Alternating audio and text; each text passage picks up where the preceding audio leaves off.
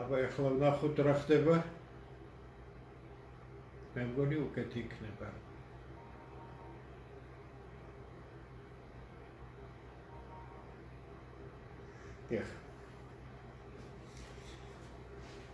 შევუდგეთ, მე მგონი ნორმალურად არის ყველაფერი.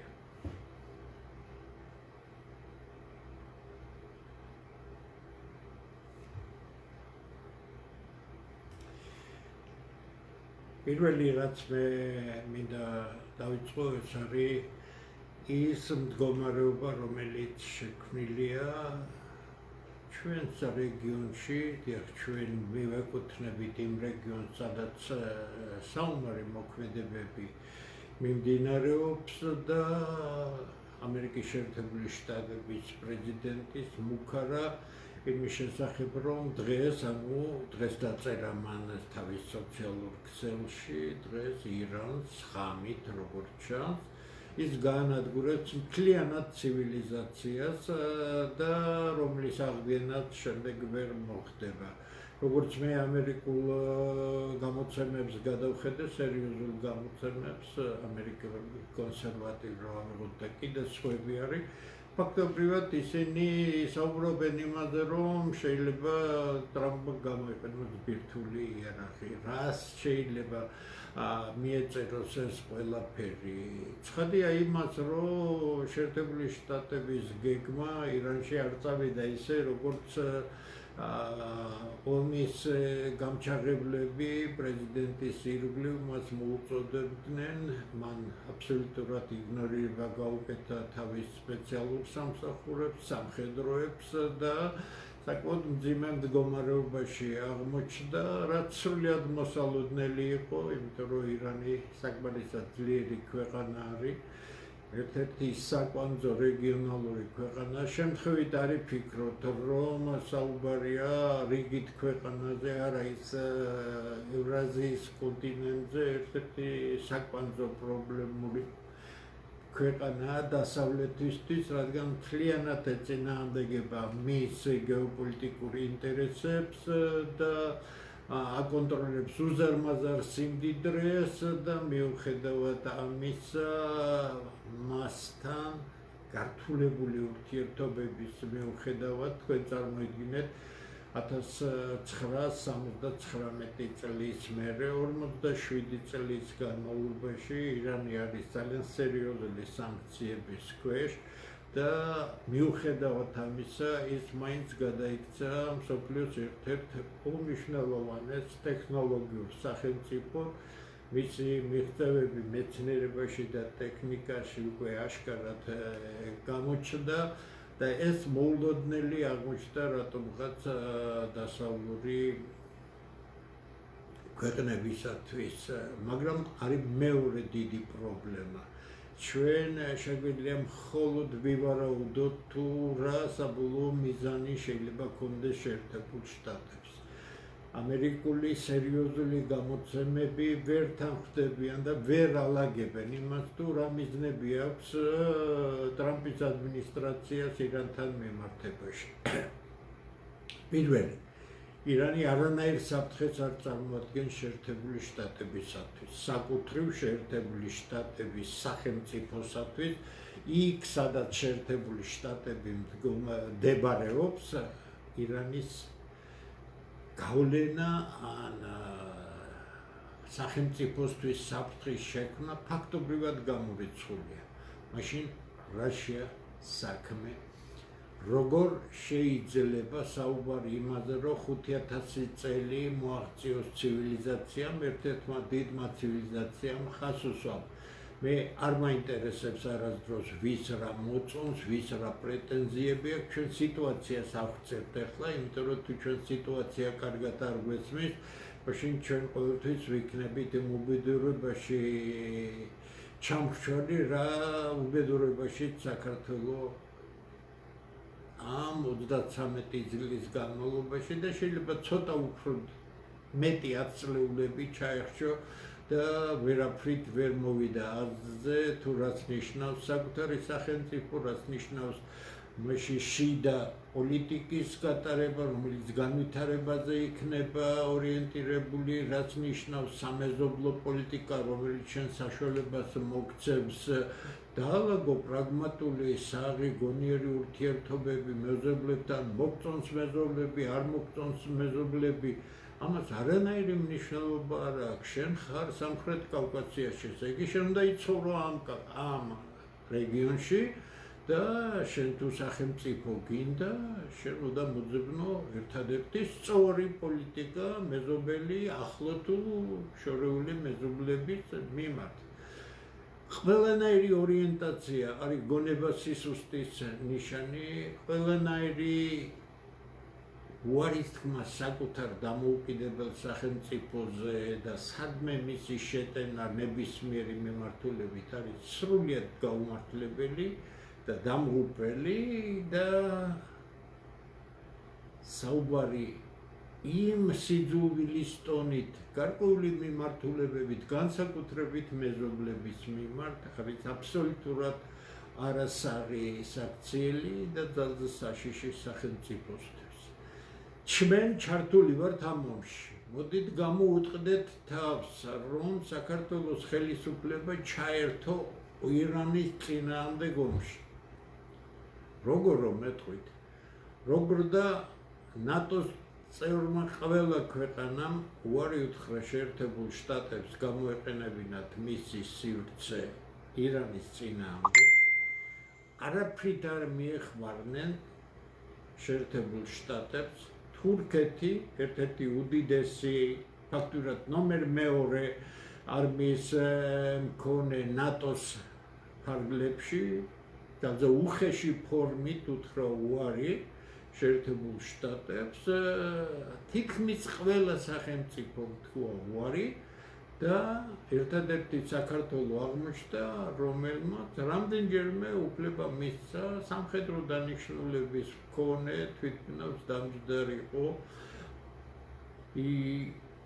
ირანზე ორიენტირებული ოპერაციების ფარგლებში საქართველოს ტერიტორიაზე. რისთვის დაждდა, რატომ დაждდა, საწვავი გაუთავდა, არ გაუთავდა, იქ კიდე რაღაც მოხდა, ეს ძალიან პოპულარულად და ძალიან კარგად პატა აბულაძე აღწერა და ეს ძალიან გონიერი ქართველია, ძალიან კარგად ინფორმირებული კაცია, ძალზე ემოციურად აღწერა, მე არ გავიმეორებ მის იმას, მე მიმაჩნია ეს ერთ-ერთი პოლიტიკურ უბიცობად, უფრო მეცად გეტყვით, პოლიტიკურ ავანტიურად, რადგან არავინ არ იცით, როგორ განვითარდება მოვლენები, რა მოხდება დღეს, ვერ გეტყვით, მე არ ამგონია, რომ მოხდეს ის, რასაც ტრამპი ამბობს, მე უფრო მგონია, რომ ეს არის ზეწოლა ირანზე, მაგრამ ეხლა ვნახოთ ირანის სიტუაცია. დაზვერვაც აღმოჩნდა ინფორმაცია, თუ სად არის ახალი სულიერი ლიდერი ირანისა, ანუ ალი ხამენეის შვილი, რომელიც არც ერთი დღე არ ყოფილა ქმედუნარიანი, იმიტომ რომ იმ დაბომბვის დროს, როგორც ჩანს, ძალიან სერიოზული ტრავმები აქვს მიღებული და თეირანიდან 140 კილომეტრში შიიტებისთვის წმინდა ქალაქში ყოფილა. და მკურნალობს, არავინ იცის ის დაიბრუნებს გონებას, შეძლებს მართვას თუ არა, მაგრამ რაღაც პროცესი მიდის, გასაგებია, როგორც ამერიკელები წერენ, ამერიკელებს ძალიან არ უყვარს ეგრეთ წოდი ისლამური რესპუბლიკის გუშაკთა ის გაერთიანება, ორგანიზაცია, ამბობენ, რომ ისინი ხელმძღვანელობენ ყველაფერსო, მაგრამ არის ირანის პრეზიდენტი, რომელიც აკეთებს ოფიციალურ განცხადებებს, არიან სხვა ადამიანები, რომლებიც ასევე აკეთებენ განცხადებებს და არ ჩანს, რომ ირანი არის რაიმე დამთმობი, რადგან ნახოთ სულ ბოლო მომენტები რით არის. იმ 15 პუნქტიან გეგმაზე, რომელიც ისლამაბადის მეშვეობით მიაწოდეს ირანელებმა უარი თქვეს, იმიტომ რომ არავითარი დროებითი მოლაპარაკება ცეცხლის შეწყვეტაზე და დროებითი მშვიდობის ჩამოყალიბება, არამედ ირანი ითხოვს მთლიანობაში დასრულებას კონფლიქტისა, სანქციების მოხსნას, მან თავისი 10 პუნქტიანი გეგმა წარადგინა ტრამპის რეაქცია იყო, ნუ ერთლად კაი არ არისო, მაგრამ ისე გამოვიდა, რომ სერიოზული პასუხი არისო, ხო? ამას მოაყოლა შემდეგ ის განცხადება, რომელიც მან დადო, რომ ცივილიზაციას გავანადგურებო. მოკლედ ურთულესი მდგომარეობა, მე არ ვფიქრობ, რომ არაფერი ეთყობათ ირანელებს, რომ ტრამპა შეაშინა. ან რაიმეს დათმობას აპირებენ, არ დათმობენ, არაფერს აღარ არის და მე ჩემს ერთ-ერთ გადაცემაში, როცა უპირატესობებზე ვლაპარაკობდი და ასიმეტრიის კანონი ავხსენი, მაშინ დეტალურად გავაკეთე ანალიზი თუ რა უპირატესობები აქვს ირანს და რატომ არის ირანი დღეს უფრო თქვათ უკეთეს მდგომარეობაში მობილიზაციის თვალსაზრისით, შედეგების მიღწევის თვალსაზრისით, იმიტომ რომ ირანი კარგავს ყველაფერს. ირანი კარგავს 5000 წლოვან ისტორიას, კარგავს იდენტურობას, კარგია ირანი, ცუდია ირანი, ირანი ასეთია, ირანი ისეთია. ვინც ასე ზედაპირულად და ზერელეთ ლაპარაკობს, ნუ მასთან არ ღირს სერიოზული საუბარი, ამას არავით არ მნიშვნელობა, ირანი არის ირანი, ირანი არის სპარსეთი, ისტორიული სპარსეთი და ეს იწყებს აქამენიდების დინასტიიდან, სადღაც უზარმაზარი 5000 წლის წინ და არის ერთ-ერთი უდიდესი ცივილიზაცია. ასეა. დღეს ამაღამ ტრამპი აპირებს ამ ცივილიზაციის მთლიანობაში დახურვას, კარგად ვერ ამაქვს წარმოდგენილი. საქმე ის არის, რომ ატომური იარაღის გამოყენება გრანიტით დაფარულ ირანის მთაგორიან ტერიტორიას ბევრს ვერაფერს დააკლებს. ყველაფერი, რაც დაკავშირებულია იმ შეიარაღებასთან, რომელსაც მთლიანობაში საჭიროების შემთხვევაში გამოიყენებს ირანი, მაგრამ ჯერ ბევრი არაფერი გამოუყენებია აშკარად. ეს არის გრანიტის კლდეებში, ასობით მეტრის სიღრმეზე, ისეთ საცავებში განთავსებული, რომელამდეც ცნობილი ამერიკული ბომბიც კი, რომელიც ძალზე ღრმად ჩადის, საეჭვია გრანიტის კედლების განგრევაც რომ შეძლებს, ამიტომ უპერსპექტივო საქმეა. ესე იგი, იმ მთაგორიან ტერიტორიაზე ბირთვული იარაღის გამოყენება არ შეიძლება რაღაც განსაკუთრებული ეფექტი გამოიწვიოს, მაგრამ თავისთავად ფაქტი, რომ შეერთებული შტატები აბსოლუტურად არათავდაცვის მიზნით არაფერი შეერთებული შტატების უსაფრთხოებას არ ემუქრება, გამორიცხულია. არავისგან არ ემუქრება. მსოფლიოში არ არსებობს ქვეყანა, რომელსაც მიზნად ჰქონდეს შეერთებული შტატების ტერიტორიაზე ისეთი რამის განხორციელება, რომელიც ამერიკის სახელმწიფოს შეუქმნის საფრთხეს. ვერ დაასახელებთ ასეთ სახელმწიფოს. მაგრამ შექმნის პრეცედენტს, რომლის განვითარებაზე საუბარი ძალიან ძნელი იქნება. და სამწუხარო ის არის, რომ მოდით დღეს მე ალბათ ამაღამ ყველაფერს დავაკვირდები, თუ კი რაიმე სერიოზული წყარო არის ყველა ინფორმაციას, მაგრამ მოდით ღია თქვათ და ჩვენ თავს გამოუწყდეთ. საქართველო ჩაბმულია ირანის წინააღმდეგ ომში. თავის მოტყუება ვისაც უნდა, ეს სხვა საქმეა. დავილოდოთ ძალიან საშიში სიტუაცია, მე მაინც მგონია, რომ მთავარი სახელმწიფოები ერთმანეთთან რაღაც კავშირზე არიან და ურთიერთჩეკავების მექანიზმი და რაღაც ბალანსებზე გასვლის საშუალება გაჩნდება. თუმცა კიდე გეუბნებით, არაფერი გამორიცხული არ არის, არანაირი სცენარი ცნობილი არ არის, გარდა იმისა, რაც მე ახლა გითხარით, იმიტომ რომ თვით ამერიკაშიც კი არ არსებობს იმნაირი ხედვა, რომელიც ახლოს იქნება თეთრი სახლის გეგმებთან, რომელსაც ექნება ინსაიდერული ინფორმაცია, მე მგონი არც არავინ არაფერი არ იცის, გითხრათ სიმართლე, თვითონ პრობლემებია, ჯარში პრობლემებია. ომის მინისტრი დაერია გენერლებს, არადა თურმე ძალიან ავტორიტეტულია, ზოგიერთი გენერალი განსაკუთრებით სახმელეთო ჯარების სარდალი, თუმცა არ გაგიკვირდეთ საშუალო თაობისა და უფროსი თაობის ადამიანებს ახსოვთ წინა პრეზიდენტის ორი ვადით პრეზიდენტობა, როგორ იყო ჯარში LGBT პროპაგანდა, როგორ იყო გეების დაშვება ჯარში, როგორ იყო ქალი გენერლების დაშვება და ასე შემდეგ და ბუნებრივია ამერიკის არმიაში სანამ ის სერიოზულ ბრძოლებში არ გამოცდის საკუთარ თავს, საუბარი იმაზე, რომ ის ბრძოლის უნარიანი მზა არ არის შეუძლებელია. დააკვირდით რა მოხდა. ირანმა შეტევები განახორციელა ისე გემზე, რომელზეც 5,000 ამერიკელი ძალიან სერიოზული ნაწილები იყო და იგი სახიფათო ზონიდან, ირანიდან გავიდა ძალიან შორს. არ დაბომბა, არ გაუკეთა რაღაც ისეთი შეტევა, არამედ შეაჩერა მისი სვლა და იძულებული გახადა შეეცვალა კურსი. ესე იგი რა გამოდის? 5,000 და 10,000 და 100,000 კაცი ირანში სადმე გადასხმარი ფაქტობრივად ამ 100,000 კაცის განადგურება. ნახეთ რა განცხადება გააკეთა დღეს ირანის პრეზიდენტმა. 14 მილიონი ირანელი მზად არის ირანისთვის დადოს თავი. მე გეუბნებით მებრძოლებს, რომლებიც მზად არიან იბრძოლონ.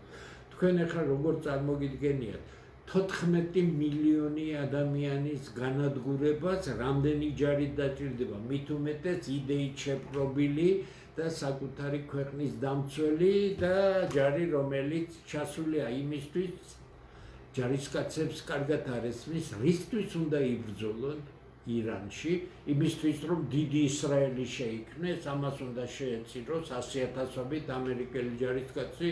ნება ამერიკელებისა, მაგრამ არ ამგონია ეს ყველაფერი გამოვიდეს. თავარი მოტივი თქვენ ალბათ შენიშნეთ ჩემი ამ საუბრისა, ჩვენ ვართ უსაშველოდ ცუდ სიტუაციაში, მსოფლიო არის ცუდ სიტუაციაში, რეგიონია ცუდ სიტუაციაში და ჩვენ ჩართული ვართ, არავინ არ გთხოვდა.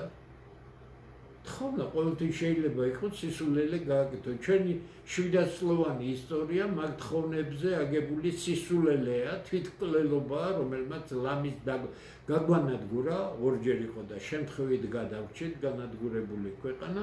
ჩვენ ახლა მე მგონი ისეთ რამეში ვერთვებით, რომელის სცენარი არ მგონია საქართველოში გადაწყვეტილების მიმღებმა იცოდეს, ან თუ გონია რომ იცის, ძალიან იტყუებს თავს.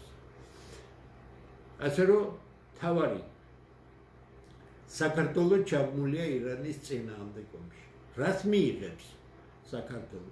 საქართველო დაკარგავს ყველა იმ ტერიტორიას, რომელიც დაბრუნება ჯერ კიდევ შეიძლებოდა. ეს არის პირველ რიგში ცხინვალის რეგიონი და ეს არის პირველ რიგში აფხაზეთი. და თქვენ ნახავთ ეს როგორ გართულდება საქმე. ერთი ნაბიჯი არ გადაიდგა ამ მიმართულებით, ერთი ნაბიჯი არ იქნა მოძებნილი, რომ სიტუაცია, რომელიც მოითხოვს ამიერკავკასიაში, სამხრეთ კავკასიაში განსაკუთრებულ სტაბილურობას, როცა ორი სახელმწიფო სულ ახლა მოხდა რაღაც დროებითი მორიგება, გულისხმობ აზერბაიჯანსა და სომხეთს შორის, საქართველო აღმოჩნდა უსუსტესი რგოლი, აბსოლუტურად არასაჭირო რგოლი, რომელიც საერთოდ მოწყვეტილია სამხრეთ კავკასიის პრობლემატიკას, ახლო აღმოსავლეთისა და შუა აზიის პრობლემატიკას და სადღაც ღრუბლებში მოცურავე ისე რომ ბრიუსელისკენ გზას მიიგნებს ისე რომ ღრუბლებს ეფარება თვითმფრინავი, რომლითაც ჩვენი ეგრეთ წოდებული შინმავლები მიდიან ბრიუსელისკენ, რომ ეს არ დაინახოს რუსებმა, არ დაინახოს სხვებმა, მოკლედ ღრუბელ მოფარებულნი ისინი მიდიან იქეთკენ, სადაც ვერასდროს ვერ მივლენ, იმიტომ რომ ღრუბლებში დამალვის სურვილმა ცოტა ცუდი ფინალი იცის და დღეს მოულოდნელად გამოჩნდა აზერბაიჯანის პრეზიდენტი საქართველოში შემიძლია ღია ტექსტით გითხრათ რომ არაფერი საკაიკაცო საქმისთვის არ არის ჩამოსული პირიქით უარესი საქმისთვისა ისინი მშვენივრად მუშაობენ საქართველოში ბრწყინვალედ მუშაობენ გრძელ პერიოდზე გაფლილი მე არ მინდა ეხლა თემაც გადავხვიო და ცალკე სასაუბროა რა ხდება ქვემო ქართლში თუ საქართველოს ხელისუფლება იშტერებს თავს რა ხდება ქვემო ქართლში საღმა ქართველებმა არ უნდა გამოიშტერონ თავი და დეტალურად სკრუპულოზულად ყველა რეგიონში ქვემო ქართლისა რეალური სურათი უნდა დაიდოს სურათი ცნობილია ნახეთ თბილისი რა ხდება ნახეთ ორთაჭალის სანაპირო ზოლები იქეთ რუსთავისკენ ნახეთ ვინ რას აშენებს და რა მასშტაბებია ამ მშენებლობას ნახეთ ის რა ფინანსურ დახმარებას იღებს აზერბაიჯანული დიასპორა და როგორ არის მიმართული ესენი მოკლედ რთული საკითხებია და ყველაზე ჩემთვის აბსოლუტურად მიუღებელია იმიტომ რომ სხვა ქვეყნის პირველი პირი ჩამოდის და იგი არ ხდება და ძირითად დროს არ ატარებს საქართველოს კონსტიტუციურ მთავარ პირთან არამედ ატარებს არაფორმალურ მმართველთან ამით ალიევმა კიდევ ერთხელ დაამცირა საქართველოს ხასოსო მე კარგად არ მესვრის ბატონი კობახიძის საქციელი შეკაიკაცო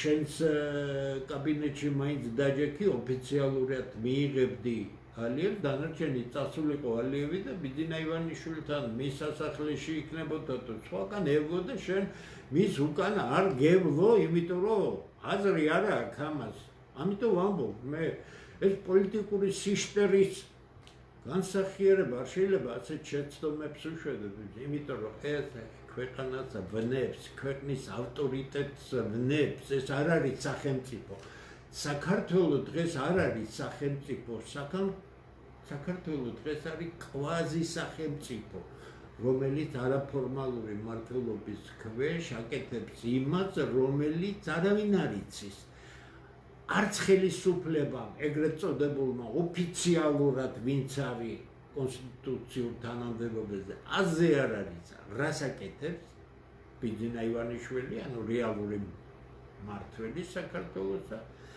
არც უთანხმებს მათ ისე დავალებებს თუ ჩამოუშვებს და რაღაც პატარა ბავშვებივით რაღაც დავალებებს გააკეთებინებს ხო თქვენ ვისაც ეს ყველაფერი ძალიან მოგწონთ ასეთი სიტუაცია ამ სახელმწიფოს აუცილებლად შეიცირავს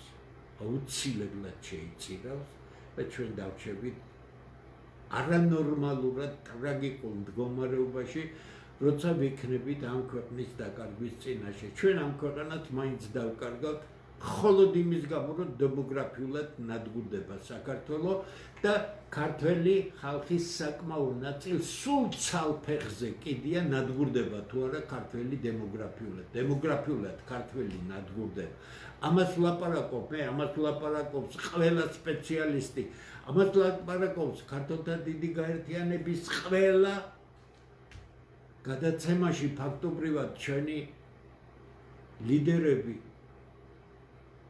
უსმენთ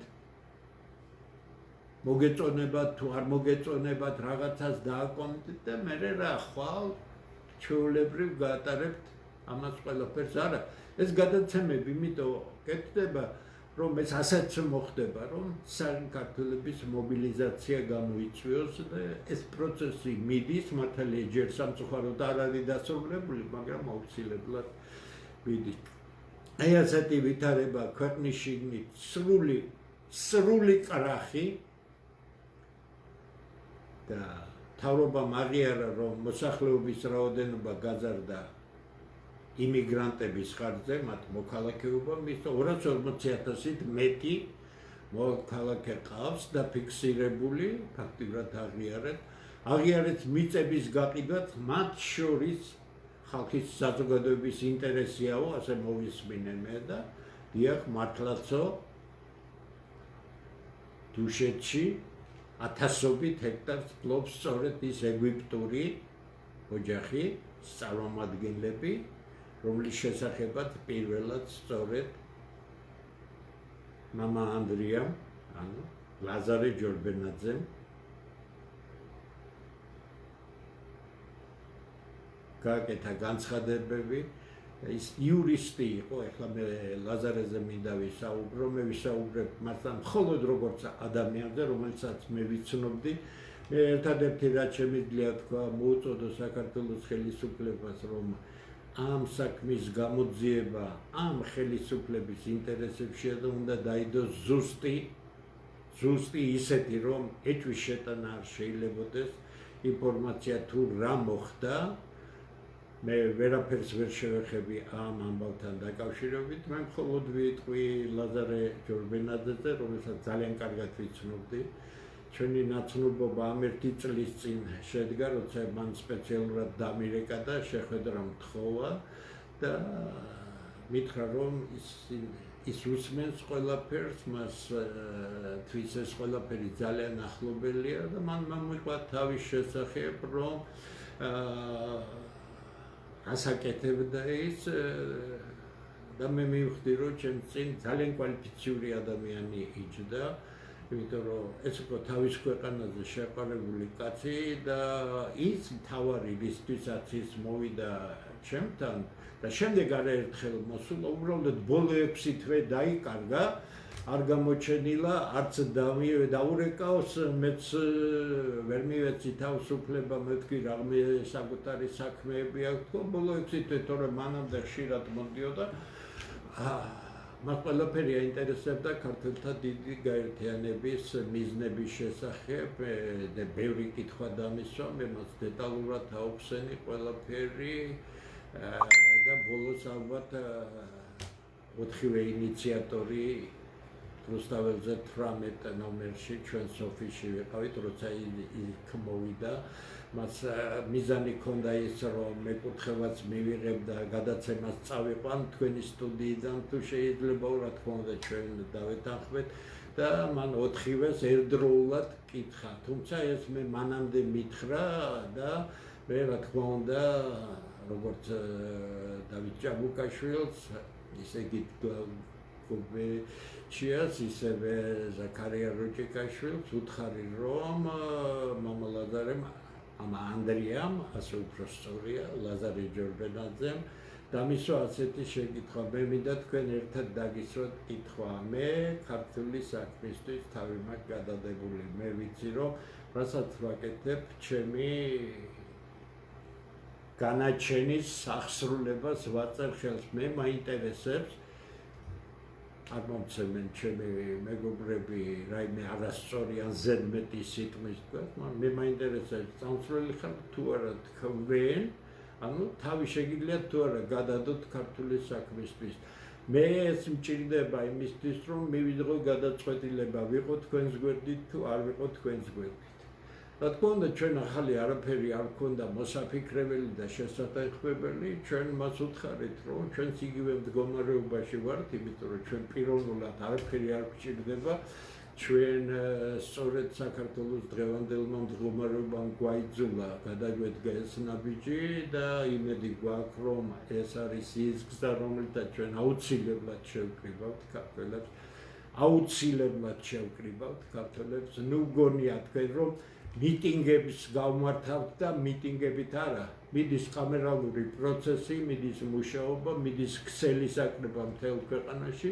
აი ამის შემდეგ ბატონი ლაზარე წავიდა ჩვენგან და ჩვენ ველოდით, რომ ის გადაცემები დრო ითხოვა, მან დღეები ითხოვა და შემდეგ რატომღაც არ შეგვეხმიანა და ზუსტად ეს 6 თვეა, რომლის დროსაც მე მას შესახებ არაფერი ვიცოდი.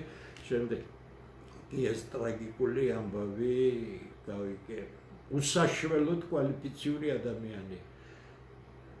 ის იყო აბსოლუტურად ინფორმირებული ადამიანი, ძნელია მოიძებნოს საქართველოში კაცი, რომელსაც ჰქონდა უფრო დიდი ინფორმაცია ყველაფერზე.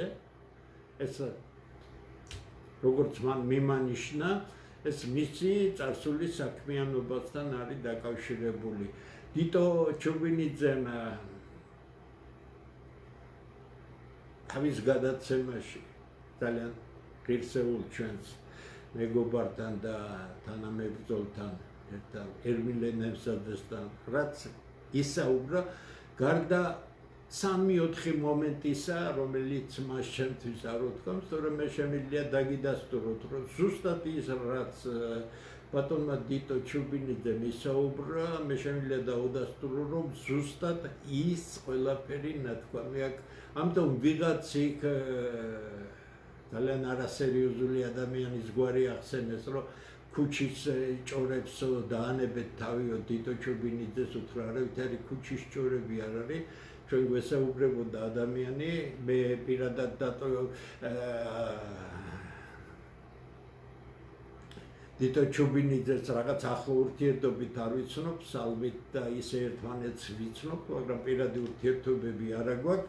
ამიტომ ეს კაცი მეც დაკვირვებული ადამიანი ვარ, ისიც უსაშველოდ დაკვირვებული ადამიანია, მას აინტერესებდა გულწრფელობის ხარისხი და ასეთ ადამიანს შენ ვერ შეიყვან შეცდომაში, მას ზუსტად აინტერესებდა, ის ეძებდა, ის გულგატეხილი იყო იმითი, რომ საქართველოს საშინლად დაეცა იმიტომ, რომ ქვეყანა ძალიან ცოტა ვინმეს თუ ანაღლებს, ფული წვეთს ყველაფერს, არადა ეს კაცი არაერთხელ მეუბნებოდა იმას, რომ ფული მე მაშინ მქონდა ჩემი იურიდიულ ფირმაში, როცა ხალხს არანაირი ფული არ ჰქონდათ. ის არა მარტო წინა ხელისუფლებაში კონსულტაციებს უწევდა სახელმწიფო ცნობილ ყუდს, არამედ მე რამდენადაც დამჭა შტაბ-ეტილება და მინიშნებით შემიძლია ითქვათ, რომ გასილებით უფრო სხვა ორგანიზაციას უწევდა კონსულტაციებს და ამდენად მისდა მინდობა საქართველოს ფარგლებს ცილდებოდა. ამიტომ ადამიანი, რომელმაც თქვა, რომ პირადად ნახა ის დოკუმენტი, რომელზეც ბატონ კობახიძეს ხელი აქვს მოწერილი, რა ენაღლებოდა, რა მისია იყო, თუ რა მამამისმა დაუტოვა, თუ რა რაღაცა გარეჯი ადგა და გააკეთებინეს, მე ეჭვიც არ მეპარება, იმიტომ რომ ამ ადამიანს მე ზუსტად მისგან ვიცი, რომ მას აქ ჰქონდა ყველანაირი საიდუმლო დოკუმენტებზე წვდომის უფლება. მე თავს უფლებას ვერ მივცემდი რაიმე ზედმეტი ჩამეკითხა მისთვის ამის შესახებ, მაგრამ როცა მე ეს წავიკითხე ინტერვიუში, რომელიც ამ ცოტა ხნის წინ მისცა დიტო ჩუბინიძეს და იგი პირდაპირ წერდა, რომ მე ვნახეო, მე შემიძლია ხატზე დავიფიცო, რომ ამ კაცს ნათქვამი აქვს, რომ მას აქვს. თანაც ის ძალზე აქტიურად მუშაობდა, ის წერდა წერილებს პრემიერ-მინისტრს. ერთი-ორი წერილი პასუხი მაჩვენა არ გავიმეორებ, იმიტომ რომ პრემიერ-მინისტრი არ შეიძლება ასეთ პასუხებს წერდეს, არ შეიძლება, იმიტომ რომ ეს არასერიოზულია, კიდე გეუბნებით, ეს კაცი არაფერს არ ოფთხოვდა, მას თავისი გადაცემა მიყავდა რაღაც არხზე, ის არ იყო დამალული პიროვნება, მაგრამ ის რასაც ყოველთვის მე მეუბნებოდა არის ის და ვისთვისაც მოვიდა ჩვენთან, მას უნდა ის საყრდენები ადამიანებში ეპოვა, რომლებიც ისევე იქნებოდნენ დამოკიდებული საკუთარი ქვეყნისადმი, როგორიც თვითონ იყო. კაც არაფერი არ უჭირდა, ის მატერიალურად ძალიან მაგრად იყო. გაცილებით მაგრა ვიყავიო, მაგრამ ის რაც დიტო ჩუბინიძემ მოყვა ერთ-ერთ ოდიოზურ ხელისუფალს წინა ხელისუფლებისა ცოტა უფრო კაცრად იყო საქმე, ერთი გალაწუნება არ აკმარა იმას. ამას მოწმეყავდა იმ ვითომ გმირის დღევანდელი ხელისუფალის ერთ-ერთი უჭკვიანეს ადამიანად რომ მიაჩნია, იქ მოადგილე უყურებდა ყველაფერ ამას. ეს უშიშარი კაცი იყო, მან ძალიან კარგად იცოდა არაფერს არ წარმოადგენდა მისთვის მე რამდენადაც მითხრა თორცები 30000 ეთხოვესო და დიტომ 50 დაასახელა მნიშვნელობა არ აქვს მე ამის საშუალება მქონდა მაგრამ რატომ უნდა მიმეც ამათთვის ფულიო ეს უშიშარი კაცი იყო და ეს კაცი დღეს ჩაასვენეს მარადილ სამყოფელში რაც უსაშველოდ ცუდი ამბავია მე ძალიან მინდოდა წასვლა მაგრამ რაღაც ტრამვა მაქვს ფეხზე და ალბათ ერთი კვირა კიდე დაჭირდება რომ ვიმოძრაო გამართულად ვერ შევძელი ძალიან წუხ ვარ მაგრამ ჩემთვის დარჩება ის ძალიან ღირსეულ ადამიანად ბოლო მოსვლაზე მან თავისი დაწურული ღვინო მომიტანა სიმბოლურად მე ახლაც ამაქვს ის საოცრად კარგი ღვინოა შავი ღვინო კახური და იყო წარმოიდგინეთ თქვენ ხულოს რაიონის სოფელში გაზრდილი ბიჭი ჩამოდის უზარმაზარ კონკურსზე თბილისის უნივერსიტეტში იურიდიულ ფაკულტეტზე პირველივე მცდელობისას ხდება სწავლობს შემდეგ აზე რომ არ არის ხები ქმნის ფირმას იურიდიულ ფირმას გადის სერიოზულ მასშტაბებზე არის აბსოლუტურად უშიშარი კიდე გეუბნებით რამდენად გაურტყამს ადეილიშვილისთვის ხელი ერთი მითხარით ერთი ვიცი რომ მიშა სააკაშვილი როცა თავის ფორმაში იყო იქ არავის არ ერიდებოდა თორე ერთი მანახეთ რომელი კაცია ამიტომ დაიკარგა კაცი რომელიც საქართველოსთვის ერთ-ერთი ძალიან ღირებული კაცი იყო ვერ გეტყვით რა მოხდა ძალიან ძნელია ამაზე რაიმე ვარაუდის გამოთქმაც კი მაგრამ მე დავწერე და გავიმეორებ მე რომ ჩემთან რომ მოდიოდა ყოველთვის მეუბნებოდა აი რა კარგად გამოიყურები მხნეთა ხარ მიხარია მეც შენი ასაკის რო ვიქნები მეც მასე ვიქნები მხნეთ და გასაგებია ჩვენ შორის საკმაოდ სხვაობა იყო ის გაცილებით ახალგაზრდა იყო მაგრამ ჩემ წინ იჯდა გულწრფელი ადამიანი რომლის სიტყვაში დაეჭვების საშუალებაც კი არ ქონდა იმიტომ რომ ჩვენ ვიჯექი და ერთ-ერთზე საუბრობდით ხშირად ის 2-3 კაცით მოსულა როცა ძალიან ცნობილი იურისტთან ერთად მოვიდა კიდე იყო სხვა შემთხვევაში ძირითადად მოდიოდა საკმაოდ ხშირად მოდიოდა პირისპირ საუბრობდით ძალიან ბევრ საუბრობდით მირეკავდა მაგრამ ბოლო 6 თვე საერთოდ გაქრა და მე ვერ მივეცი თავისუფლება შევხმიანებოდი იმიტომ რომ ყველაფერზე თითქმის შეთანხმებული ვიყავით რომ მოვიდოდა და გადაცემებს წაეყო და მოკლედ სინანულით აღნიშნავ რომ საქართველოს მართლაც დაკარგა ერთი აი როგორია იცით ყველა ცალი ქართველი ასეთი უნდა იყოს შეიძლება რაღაც ის ბიზნესში არ კონდეს იურიდიული კომპანიები არ კონდეს და რაღაც მატერიალური ისინი მაგრამ თავისი ქვეყნისადმი ის იყო უანგარო კაცი წარმოიდგინეთ თქვენ დღევანდელ საქართველოში სულით გაყიდულ ქვეყანაში რომელიც ბელადებს ემონება კაც არაფერი არ უჭირს უზრუნველყოფილია, რამდენიმე მანქანა აქვს, რამდენიმე სახლი აქვს, შვილები უზრუნველყოფილია. მე აქ თბილისთან ახლოს 2-3 ეკლესიაზე მისაუბრებოდა, რომლის აგებას აპირებდა ერთი ცნობილი ისტორიული ეკლესია, რომლის აღდგენა უნდოდა, მაგრამ ის ჩასაფრებული იყო იმას, რომ არაბებზე უნდათ გაყიდონო ზუსტად ის ტერიტორია აქ მუხრანთან ახლოს, ალბათ ვინც გაცნობიერებულია იციან რომელ ეკლესიაზე საუბრობდა, იგი გულის ტკივილით ამბობდა ამას, რომ ესე იგი ძნელად პოულობ ადამიანს, რომელიც ამას არ გააკეთებს, რომ არაბებს შენი ისტორიული სიწმინდეების ირგვლივ მიწას არ მიყიდის.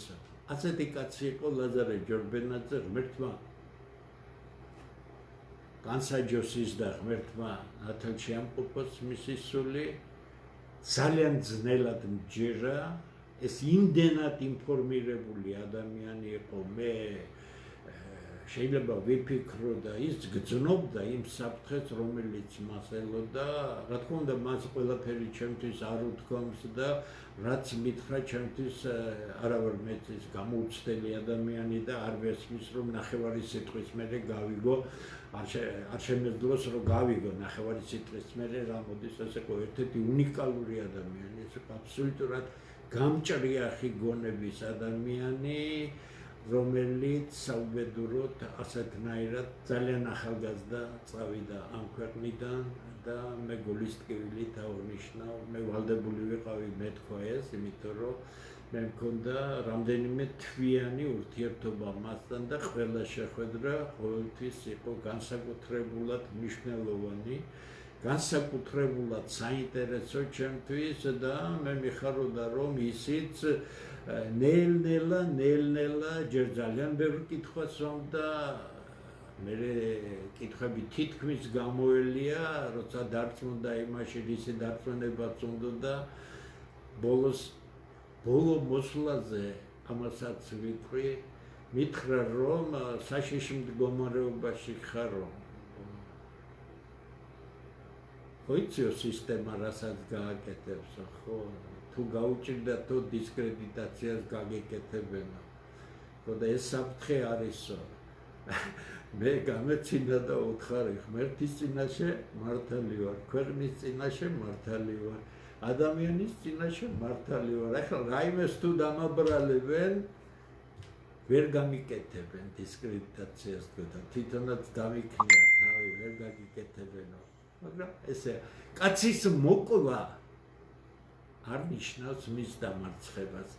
ვინც კაცს კლავს, მე ეს პოზიცია მაქვს, ის დამარცხებულია, რადგან შენ მას კლავ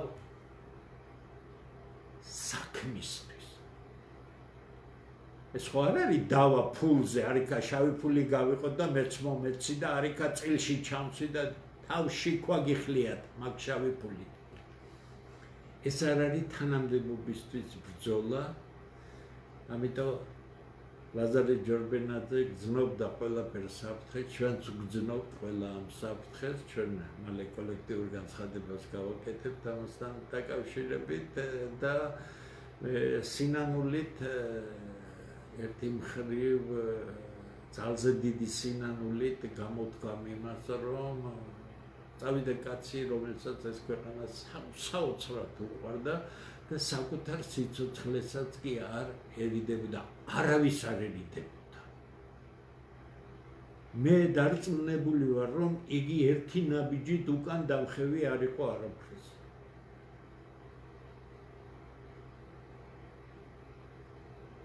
ამიტომ მოდით ასე დავასრულებ მე დღევანდელ გადაცემას, მოდი ყველა სარი ქართველისთვის ეს შემართება საკუთარი ქვეყნისადმი უსაზღვრო სიყვარული და მებრძოლის სიყვარული პასიური საკუთარი ქვეყნის მიმართ არაფერს არ ნიშნავს. ამიტომ მოდით ამ ტრაგიკულმა მოვლენამ კიდევ უფრო შეკრას სარი ქართველები, კიდევ უფრო გვანახოს ერთმანეთისკენ გზა და დავასრულებ ერთი რამითი. კარგად გაიაზრეთ რა გზას ადგას ქართველთა დიდი გაერთიანება. ეს არ არის ის გზა, რომელიც 33 თუ 37 წელია თქვენ გინახავთ. არ არის ეს გზა. ის გზა არის ჩიხისკენ მიმოვალი გზა და იმ გზამ მოიტანა სწორედ ბელადები და მოიტანა არაფორმალური მმართველობა. ეხლა სხვა რამეა საჭირო, სხვა გონიერება საჭირო, სხვა შემართება და ჩვენ ამას ყოველთვის ხას უსვამთ და არც ერთი წუთით არ წვეთ მუშაობას. ღმერთი ფარავდეს საქართველოს და ღმერთი იყოს შემწე ყველა საღი ქართველისა ამ წმინდა საქმეში. ეხლა დაგემშვიდობებით დროებით სადღაც ხუთშაბათამდე ალბათ თუ განსაკუთრებულად ამაღამ არაფერი არ მოხდა, ხვალ ჩავერთვებით თუ რაღაც განსაკუთრებული იქნა, თორე ხუთშაბათს 21 საათზე. დიდი მადლობა რომ უსმენდით, კარგად ბრძანდებოდეთ.